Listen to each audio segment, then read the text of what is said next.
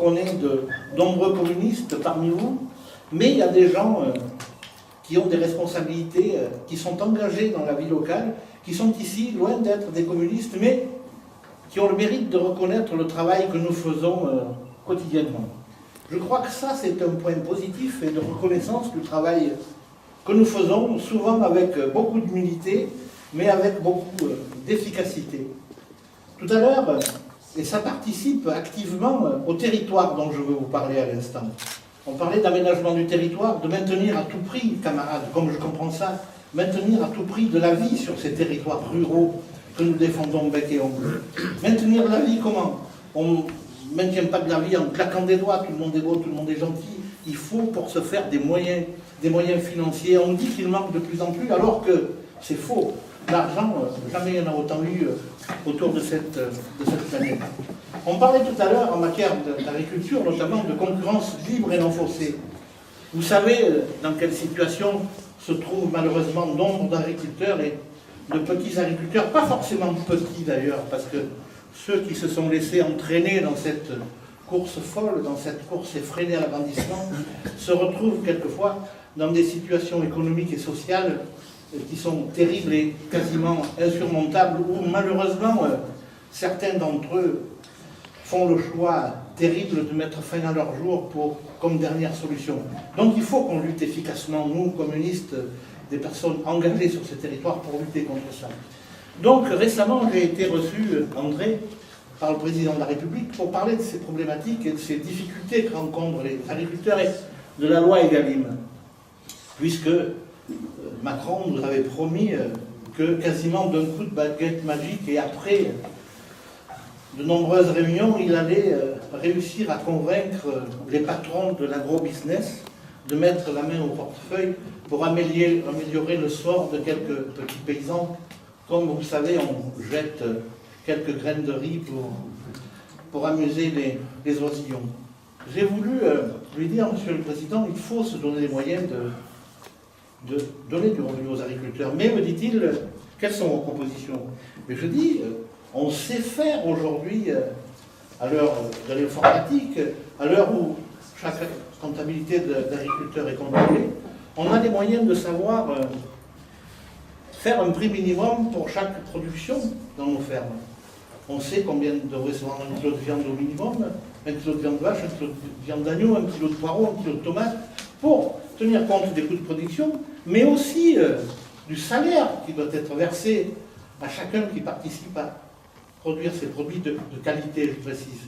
Mais, me dit-il, vous n'y pensez pas, pour ce faire, il faudrait revoir les traités européens. Nous sommes dans cette concurrence libre et non faussée. Je dis, chiche, Monsieur le Président, et là, me dit-il, vous n'y pensez pas, c'est quelque chose qui nous est complètement impossible. Vous voyez, là, quand on bute véritablement à ces choix politiques qui ont été faits, et on a raison de souligner qu'on était les seuls à l'époque à se soulever contre ça, et ça avait été, je m'en souviens bien, une de mes premières manifestations à laquelle j'avais assisté, c'était à Genève, je crois, en 1992, à se battre contre Maastricht. Parce qu'aménager le territoire, c'est bien évidemment trouver de l'argent par le biais de la PAC, mais pas seulement, parce que l'Europe, me semble-t-il, aujourd'hui, a un rôle essentiel en termes d'aménagement du territoire. Parce que sauver l'agriculture, certes, mais c'est sauver les services publics, partout où on a besoin de présence. Je vois le maire de Pradines, là, il a envie que le facteur continue à passer dans sa commune. En termes de rentabilité, c'est sûr qu'il n'y a pas besoin d'être un grand mathématicien pour comprendre qu'une lettre coûte plus cher à porter à Pradines qu'au cœur de Paris. Mais ça, c'est la solidarité nationale qui doit œuvrer. Et au-delà de la solidarité nationale, la solidarité au sein de ce continent européen. Mais c'est aussi avoir des commerçants et des artisans partout. C'est se donner les moyens de les avoir, de les voir travailler, d'aménager, de continuer à construire, à bâtir, à réparer, à rénover, à conserver ce formidable patrimoine dans nos hameaux qui est en train de disparaître. Aujourd'hui, nombre de ces magnifiques résidences, partout dans nos communes, sont envahies par les ronces, parce que la vie a disparu, et ça, c'est complètement inadmissible. On doit mener la bataille. Mais que de difficultés quand on est un élu d'une petite commune pour mobiliser ces fonds européens. il y a une telle technocratie au sein de l'organisation européenne que ça paralyse complètement, même le plus courageux, ça ne l'invite pas à aller déposer des dossiers parce qu'on mégote jusqu'au dernier centime, jusqu'à la dernière petite virgule pour préparer ça et faire aboutir ces dossiers. Oui, je crois que je suis fier d'être d'abord dans cette liste portée par le Parti communiste. D'abord, ça correspond à mon engagement, mais aussi, je sens ces derniers temps une profonde mutation au sein de mon parti et je m'en félicite. Alors, j'ai longtemps hésité avant d'accepter d'être candidat, mais j'ai vu le petit gars du Cantal un jour qui m'a dit « Il faudra bien, toi, l'ancien, que tu prennes tes responsabilités à un moment donné pour aller défendre les paysans. » Et je l'ai fait. Ce petit que j'avais vu tout gamin. Et puis, ce vieux copain André, qui me disait aussi, il faudrait bien que tu viennes nous aider pour essayer de convaincre encore et toujours, peut-être aller chercher une autre voie ici, ailleurs, pour que notre parti obtienne le score qu'il mérite dans ce pays et pour l'Europe. Voilà, je vous remercie. Nous sommes dans des départements, parce que je pense que la Corrèze, c'est à peu près la même chose, très inquiets de l'arrivée de cette privatisation, et pas seulement, c'est pas seulement une question d'agent EDF, c'est une question de vie des populations et d'aménagement du territoire. Je vais expliquer pourquoi. Je suis élu à Aurillac, la ville est passée de 33 000 habitants à 28 000 en 18 ou 19 ans, pour une raison. 3 000 emplois publics qui ont été supprimés. 3 000 emplois publics. C'est-à-dire que sur nos territoires, si nous n'avons pas d'emploi public pour pouvoir continuer à vivre, eh bien, effectivement, nous connaissons du déclin. La deuxième chose, c'est que tous ces barrages hydrauliques, alors je laisserai André parler de la bataille des députés, enclenchée par les députés communistes, mais tu voudras, parce qu'on te le demande, on te sollicite, André.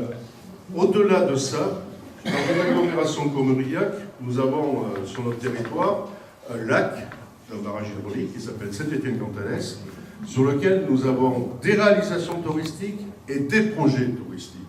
Et pour pouvoir assurer ce développement touristique, il faut bien sûr négocier avec EDF sur le niveau du plan d'eau. Comprenez bien que si un jour c'est le privé qui gère ces barrages hydrauliques, quid de la politique touristique, alors que nous sommes dans un département qui a besoin de développement touristique. Voilà les choses que je voulais rajouter, parce que c'est pas quelque chose d'anodin, c'est d'actualité. Laurent vous a fait un exposé très synthétisé, mais je pense quand même qu'il y a à y revenir, parce que nous sommes dans une région où ce serait catastrophique pour l'emploi, l'aménagement du territoire, leur vie, et pour toutes les politiques que mettent en œuvre les élus locaux, quelle que soit leur étiquette d'ailleurs, parce que sur les questions touristiques, on est tous sensibilisés à ça, et d'ailleurs je crois que si on met un cran au-dessus, on peut mobiliser aussi des élus locaux, toutes tendances confondues, sur cette question, sur nos territoires. Bon, vous avez tout dit sur les barrages, donc je ne vais pas y revenir. Simplement, c'est quand même une bonne illustration de ce qui ne fonctionne pas dans le cours actuel de l'Union européenne. Parce que, tu l'as dit, tout ça est quand même l'héritage de l'après-deuxième guerre mondiale et de ce qu'on a réussi à conquérir à l'après-guerre. Et la France que nous avons connue après-guerre, que j'ai même eu la chance de connaître en partie, elle s'est construite autour de l'idée que notre pays, pour fonctionner, devait disposer d'un secteur public puissant, avec des entreprises publiques qui disposaient d'un monopole dans un certain nombre de secteurs qui n'avaient pas vocation à être livrés aux marchands.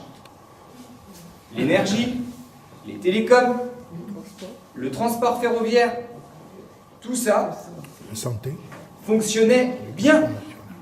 Tout ça fonctionnait relativement bien. Et l'Union européenne est arrivée et nous a dit il faut tout mettre en concurrence, à coup de directives de libéralisation. Et on nous a menés vers un chemin qui est un chemin qui ne correspond pas à l'identité de notre pays. Et une fois de plus, bon, si certains pays sont satisfaits de la libéralisation, qu'ils le fassent, mais que l'Union européenne permette au moins qu'en son sein puissent cohabiter des modèles économiques différents. Qu'au moins on nous permette, à nous Français, qui avons expérimenté un autre modèle économique, qui avons fait le choix du service public, eh bien de conserver, de poursuivre, de développer un choix qui avait fait la preuve de son efficacité. C'est la seule chose que nous demandons d'une certaine manière. Et c'est la raison pour laquelle l'une des propositions que nous faisons dans le cadre de cette campagne, c'est ce que nous appelons, d'un terme peut-être un peu technique, une clause de non-régression sociale. C'est-à-dire qu'un État, un peuple devrait pouvoir dire au sein de l'Union européenne, ce que vous nous proposez nous ferait régresser, nous ne voulons pas régresser, et donc nous voulons pouvoir refuser une directive européenne dès lors qu'elle ne constitue pas un progrès pour nous, mais au contraire une régression. Donc une clause de non-régression sociale, une espèce de veto social. Vous ne nous ferez pas aller vers là où nous ne voulons pas aller. Et d'ailleurs, dans la période où l'Union européenne est en train d'exploser, je pense que c'est justement ce qui permettrait de sauver l'Union européenne. Si l'Union européenne, c'est un moule libéral qu'on veut nous imposer, ça ne peut pas marcher. Et donc l'Union européenne, si elle veut pouvoir continuer à exister, elle devra admettre une forme de diversité que jusqu'à présent, elle n'a pas admis.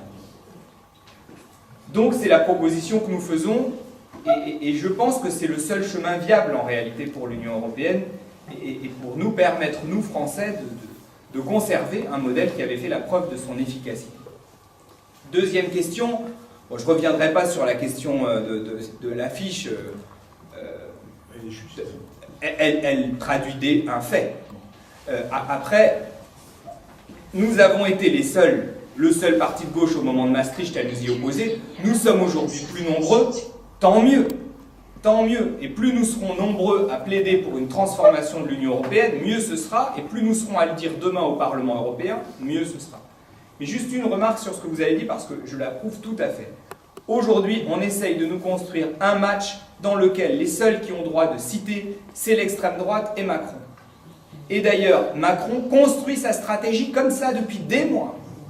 Quand même, d'ailleurs, la ministre, là, enfin, elle était ministre à l'époque, Madame Loiseau, qui déclare sa candidature, d'une manière assez maladroite d'ailleurs, à l'occasion d'un débat face à Le Pen, en disant « Ah ben je vous ai entendu, maintenant que je vous ai entendu, j'ai envie d'être candidate ».